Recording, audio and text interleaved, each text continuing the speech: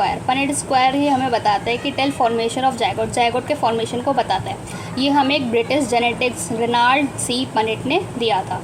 ये graphical representation है to calculate possibility of all possible phenotype of offspring in genetic cross.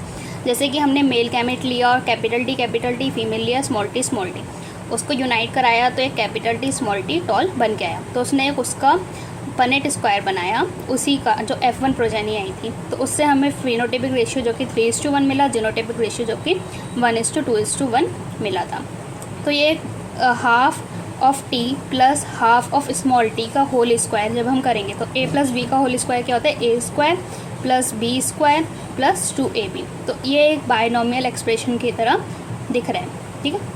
तो test cross क्या होता है, टेस्ट क्रॉस हमें फिनोटाइप को बताता है। F2 में टॉल प्लांट के फिनोटाइप को बताता है।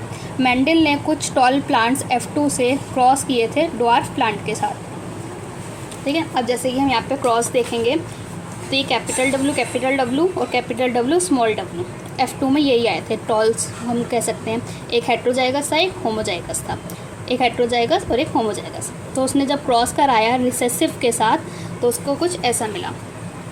अब मोनोहाइब्रिड क्रॉस में उसने क्या ऑब्जर्व किया था, मेंडल ने कुछ दो किए थे जो कि प्रिंसिपल और लॉ ऑफ, पहला लॉ ऑफ डोमिनेंस, दूसरा law of segregation. Law of dominance में क्या होता है, कैरेक्टर्स जो कि कंट्रोल होते हैं डिस्क्रीट यूनिट से, जिसको हम फैक्टर्स कहते हैं।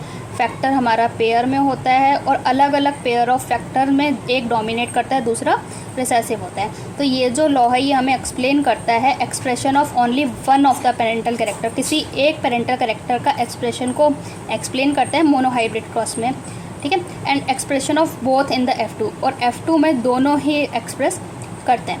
Also proportion of 3:1 obtained at F2। Law of segregation क्या होता है, ये बेस्ड है that alleles do not show any blending, जो कि एलील्स जो होती हैं वो कोई भी ब्लेंडिंग मतलब मिक्सिंग शो नहीं करती हैं, और जो दोनों ही कैरेक्टर्स होते हैं वो ऐसे ही ऐसे F2 में रिकवर हो जाते हैं।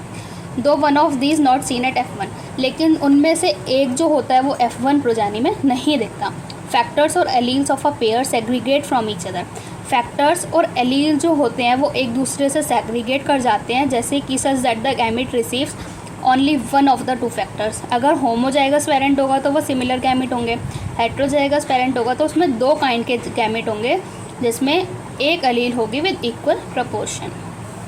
अब आता है इनकम्प्लीट डोमिनेंस। इनकम्प्लीट डोमिनेंस मतलब क्या है, when experiment on peas were repeated using other traits, जब अलग अलग ट्रेट्स को यूज़ करके एक्सपेरिमेंट करा गया था तो ये पाया गया था कि जो F1 है उसका जो फिनोटाइप है वो कोई सा भी दोनों पेरेंट्स में से कुछ भी रिसेंबल नहीं कर रहा, बल्कि उन दोनों की मिक्सिंग है। इनकम्प्लीट मतलब कंप्लीट नहीं है, उन दोनों के बीच में से कुछ आ रहा है। जैसे कि एग्जांपल है स्नैपड्रैगन या फिर एंटीहीरियम स्नैपड्रैगन, जिसको हम डॉग फ्लावर भी कहते हैं। अब जैसे उसने रेड और वाइट दो फ्लावर्स लिए, एक रेड कलर एक white colour, red colour capital R, white colour small R. तो उसको जब उसने क्रॉस कराया तो जो F1 प्रोजेनी आई थी वो उन दोनों के बीच की आई, जो कि कैपिटल आर स्मॉल आर, जो कि पिंक कलर हुआ।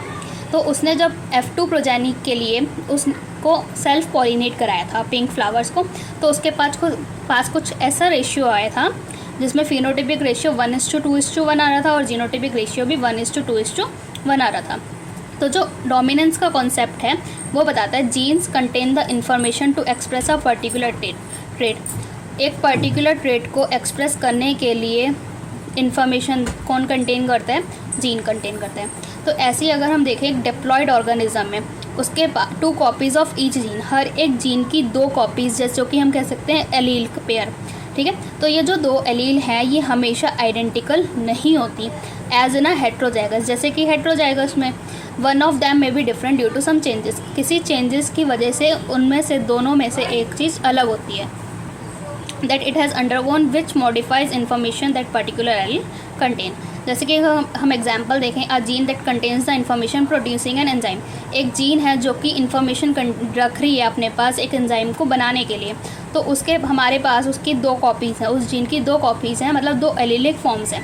तो जो नॉर्मल एलील होगी जो कि need for transformation of substrate S, theoretically जो मॉडिफाइड एलील होगी वो हमारी रिस्पॉन्सिबल होगी नॉर्मल या फिर लेस एफिशिएंट एंजाइम के लिए, नॉन फंक्शनल एंजाइम के लिए, या फिर कोई भी एंजाइम ना बनाने के लिए।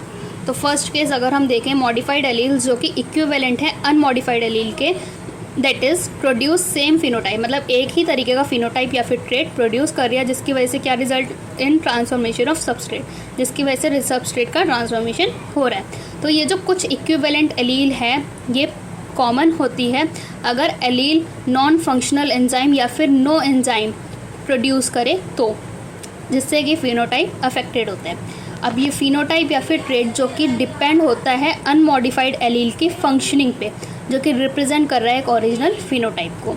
Unmodified allele represent original phenotype, अब जो कि डोमिनेंट होता है, और जो मॉडिफाइड एलील है जो कि रिसेसिव होते हैं। तो हैंस जो रिसेसिव ट्रेट है seen due to non functional enzyme, तो जो रिसेसिव ट्रेट है वो हमारा नॉन फंक्शनल एंजाइम या फिर कोई भी एंजाइम ना प्रोड्यूस होना उसकी वजह से दिखता है।